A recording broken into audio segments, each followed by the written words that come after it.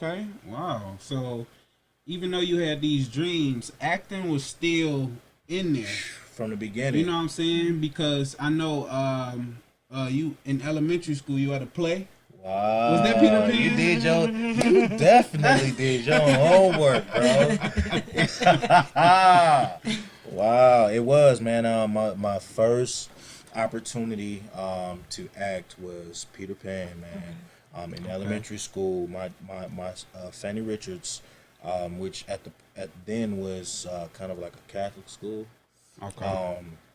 On the east side, man, and the drama department there was really developed for an elementary school, and I won the audition for Peter Pan. So yeah, that's super dope. I had to dress Your first up. role was a leading role. Man, right, exactly. Leading role, right?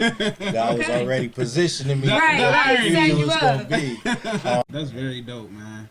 And you know, speaking of your mom and you and acting, yeah. Do you want to tell the people about an incident that happened when you were 8 years old and you pranked your mother? Whoa, bro, come on, that's getting scary. You really dove, man.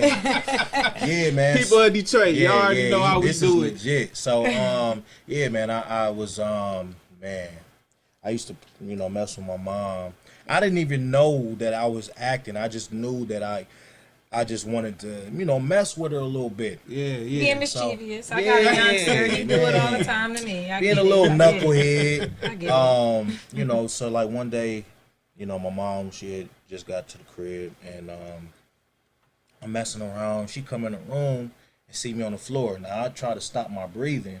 I didn't know how good it was, but she believed it. So I act like I was gone. And I'm not gonna tell y'all my nickname. That's gonna give y'all way too much. But she said, "Ooh, babe, what's going on? You all right? You all right?" She really thought I was gone, man. So then it was like developing what was already put in. It was a natural skill set. Exactly. Yeah. So wow, I can't believe you. Hey, all right, bro. That's love. Okay. And I used to do spoof videos. Is that when you did the last Detroit Dragon? So that's it, right? So that's the one where you ain't supposed to. You're not supposed to know. That's what. When I talking to you about that, that's the one you're not supposed to know about. You know what I'm saying? Can you explain to the people the last Detroit Dragon, bro? Was that like 2002 or something, man? Yeah, the last Detroit Dragon 2002, man. Nah, so the last Dragon was like one of my favorite movies. You know what I'm saying? Yeah. And I, shout out to the Mercury Theater. You know what I'm saying? When I saw that joint at the Mercury Theater. And I was just playing around like, let me figure out something to do with my camera. I can learn, I can do something fun. So I just did some spoof videos about, the Last Dragon. And me and my wife went to Chinatown in Chicago. Okay. And I bought this gi and I wore it. And I'm walking through Chinatown asking people like where restaurants were. And I was like, look, babe, just go on the other side of the street and record me talking to them, and they're going to think that I'm talking, where's the master? You know what I'm saying? Yeah. I'm going to ask them, where's the restaurant? And she on the other side, she recorded me. I had this big old hat, man, and like That's hilarious. Everybody in Chinatown was dressed like y'all. Yeah. I'm walking around with a gi on. You know what I'm saying? With a big old I know they like Chinese, they like a super what is this guy, what is this guy doing? If I could be 1/4 of Renee Keithley, I have won. If I could marry 1/4 of who Robert James Keithley is, I have won. That's dope. Because they literally put us first. Okay. Yeah, I love for sure. I love it. And did he give you the name Turkey Bird? Yes, yes. Oh my God, you did great research. Yeah. Oh my goodness, People of Detroit. yes. This is good shit. My papa called me Turkey Bird. I was his Turkey Bird. Where yes. did that nickname come from? Jive Turkey. So we would watch. So he hated Good Times because he felt like they stayed oppressed. So we would watch Sanford and Son together. And we love Lamont and Fred. And we You got an old soul, yeah. I swear. So, I know, where did the nickname T-Roo come from? T-Roo? Yeah. Wow. That was actually my dad's nickname that kind of got adapted, Lil T-Roo. Okay. He said you struck one with that one. Yeah, wow. I didn't know you knew that. That's crazy. Yeah. Wow. Yeah, I you know, when we had people on here, we kind of Doggy Bone been researching. Say he true to this. Doggy Bone been on the phone like. You know, He done went on Lil T Root at 06 or something. That was my old email address. Oh my god. That's crazy. we take care of our guests. You know what I'm saying? We make sure that their needs are met. You know what I'm saying? Now, you know, growing up, you know, from Highland Park, you know what I'm saying, the heart of Detroit, as you said. For sure. You know, mostly your mom and your grandmother raised you, correct? Yeah, like, damn, yo, man. Yo, I'm like, yo, this nigga LA is like on some secret ops type shit. Special agent, triple agent. Well, what's it called, baby? That what is it? That ghetto journalism? We call it ghetto journalism. Hey, for sure. Hey, yo, LA. Hey, for sure. Yeah, he's that guy. Within like the first year, I had already accomplished all my goals, like in life. Yeah. So, because I know you started real early getting into the music thing. I want to say you were about 12 or 13, and your cousin, which is Tone, by the way. How you know that?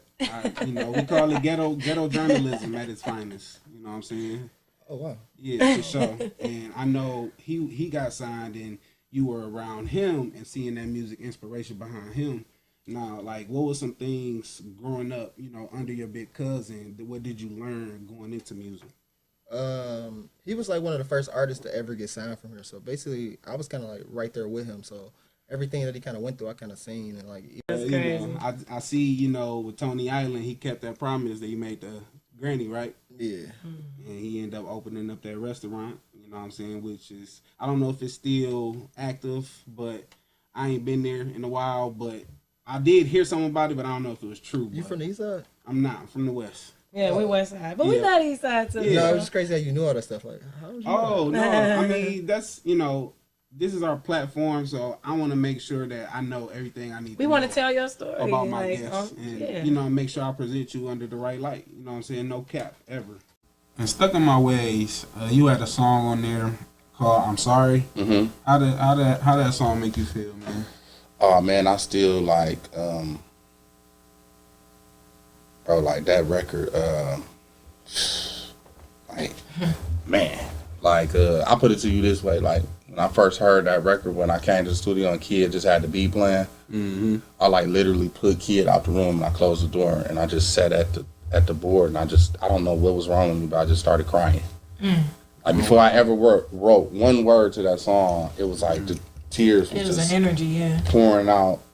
You know what I mean? And I was just like, and then it seemed like once I got done with the tears, it was like I picked up a piece of paper and a pen, and it was like my pen just was doing this on its own. You know what I mean? But again, the direction of Kid, you know what I'm saying? Because he was able to bring that out of me because he was like, yo, okay, I get it. You a gangster, you balling, you shopping, you partying, you fucking hoes, you doing this, you doing all of that. But now, guess what? He was like, yo, the people want to know what's up in your real life. So I was like, whoa. I'm like, okay. So then I had to sit down. So the song I'm Sorry is wrote to my firstborn child, which is my daughter Vashani. Shout out Vashani, I love you. Right. It was to my mom. And it was also to my granddad, who had recently passed away right before I met Kid. And my grandfather was like everything to me, man. Like I was really like a granddad's boy, you know what I mean? Him and my grandmother, they like my world. So I was able to just in that song. I'm glad, man. People never ask me about stuff like that. You know what I mean? Yeah, like, and that's what we try to do, man. Yeah, we try to make when we bring people on here. We try to bring out we try to ask them stuff. Yeah. You know what I'm saying? I love that. I'm glad that I came here today, even to have this conversation. A lot of times when I go do interviews, people don't really be asking me shit that I really, you know what I mean? So I'm glad that I came here today. But you open your eyes. I mean, especially you know with you having what you got. You know what I'm saying? Going to M State, graduating early, by the way. Okay. Yes, how you know all of that? Let's get it. Yes, I did. You know what I'm saying? Also, you even got your master's in 2017. Yes, You know what I'm saying? So it's not nowhere near far out of your reach. It's you know what I'm not. saying? It's within the not. path. It's just right now, this is what God wants you to do. Yep. Because I know you said you want to become a judge to help people. Right. But you also think as being a comedian, you can help people with laughter. Exactly. You know what I'm saying? Exactly. And speaking of levels to this shit, you know what I'm saying? The number one reason why y'all in the building, we got to most definitely promote. Yes, Because yes. y'all see I got my gear on. Motor City shit, you know what I'm saying? Yes. We got Bill and Isaiah in the building, and right here we got Bill right here. Hi, I'm Mr. Lambert. You know what I'm saying? He the one that led the league in most holes left on red in 2018. How'd you see know that? what I'm saying? He is the most improved MC for the last 10 consecutive seasons. Okay, You feel me? Then we got Stretch over here. Who is Isaiah? You know what I'm saying? And he was the 2006 Rookie of the Year and was the only player in history to be awarded the MVP from the streets and from hip hop. Okay. Timeout. Yeah, up. You said timeout. Timeout. NBA shit. How do you know that? Them cards didn't even come out yet. It's the people of Detroit. Oh, period. Exclusive. What I will tell you is this: we're gonna take a quick second. You fucked me up, dog. We're gonna take a quick second because we gotta do this right now on the people of Detroit. We gonna give y'all Detroit flowers. Yes. Here you go. And I'm gonna stand up, and I ain't never stood up, but I'm handing y'all. There you go. Thank you. It's your Detroit flowers. Appreciate it. It's your Detroit flowers. We appreciate y'all, bro. We appreciate y'all artistry, everything. You know what I'm saying? Yes. We appreciate it. We appreciate that. You know, early on, was there anything that Isis DeMille wanted to be before she became a singer? Because I did read somewhere that you wanted to be a dentist at one point. That is so crazy. Where are you getting? How do you? How did you find that? Yes, I went to school to be a dentist. I went to Detroit Mercy. And you graduated. Yep. And I did graduate. I ended up getting switching majors, and I got my BA in communications. Okay. But that's I dope. originally went for dentistry. Like, I don't know, like, so it's something so captivating about a smile. Like, when you're talking to somebody, you know, that's like one of the first things you see. That's facts. When you look at somebody. So that's why, you know, teeth still, you know, teeth still on point. But I switched it up, and I wanted to take my music more seriously because I always did music. Right. But because early on, even before high school, when you was a kid, you used to go out and be at your parents' performances or your dad performances, and they will make you get on stage and do a number. You know what I'm saying? Where are you getting this information like that? I just say, look, we do our homework because we get on here. I want to make sure that, you know what I'm saying, our guests is represented, you know, under the right light. You know, speaking of helping people, man, I want to ask you about a situation that you witnessed. It was a car accident, and the car flipped over, and then you intervened and you helped out in that situation. That's crazy. You really did your research. Come on, brother. It's the people of Detroit, brother. People of Detroit, man. Come on, I'm always like a helping person, so whenever I can lend a helping hand, I will. And I think I was taking my girl to work or something like that, and like literally it was icy outside. The truck literally, like, it's like somebody picked it up and flipped it, bro. Literally, I guess hit a piece of ice and just flipped over. You know what I'm saying? And I'm like, well, you can keep driving or you can get out and help. So my instinct just was to pull over and run over there and help him out the car. So I helped him cut his seatbelt, and he was a big guy. Helped him pull him out the car. He grabbed on and sent me. You know what I'm saying? Right. Like, I always been like that though. You know what I'm saying? Like, it's crazy because you got to be careful now. You know what I'm saying? How you approach certain situations and help people. But I saw he was in distress. Whenever I can help somebody, I can. Yeah. I did see somewhere. Now, tell me if I'm wrong. Did you ever work at Sears? Did I work at Sears? I don't know, man. All right, I'm gonna ask you this: was there an incident where you had to stop an individual? Matter of fact, it wasn't me working at Sears. Okay, I was a security guard. Got it. Macomb Mall. Got it. Please explain that because, like I said, I do my diving. I just wanted to know. That's crazy. Because you tackled him and because he Whoa, bro! Listen, how you know that? Welcome to the people of Detroit. Listen, if you come home for an interview, be prepared for anything. Oh, on point this way. Shit.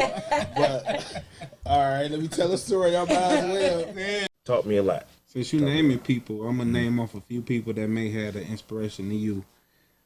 Miss Cohill. Wow. Dr. Deborah Smith. Yo, how are you doing? David Bartlett. David I know Bartlett. what you about to do. D. Thompson, because you were just talking about Thompson. John Wilkins. Yo, you have a photographic memory. So, those people I just named, how did they have an effect on your career and on your life in general? They, Miss Cohill, that was my my elementary school teacher, music teacher that came in right after. You didn't get this one. Right after Miss Volker died. Miss Volker got killed in a car accident. Oh, that's cool. She was a white lady that gave me my first solo, and she was trying to, like, she kind of pulled me over to the side and was like, "This is how you do this," and I'm like 6, and then she got killed in a car accident. Miss Cohill took over. How did you get that? Jesus Christ! People in Detroit. Yeah, man, that's wild. That is wild. And Miss Cohill started a piano class. And that was like my first like real kind of piano class, but it was like everybody playing, you know, the entertainer, the ice cream truck song. But while everybody else is playing, I'm over here like boom, boom, boom. I had to do that part. I'm on the real piano. Everybody is like on the. So it's like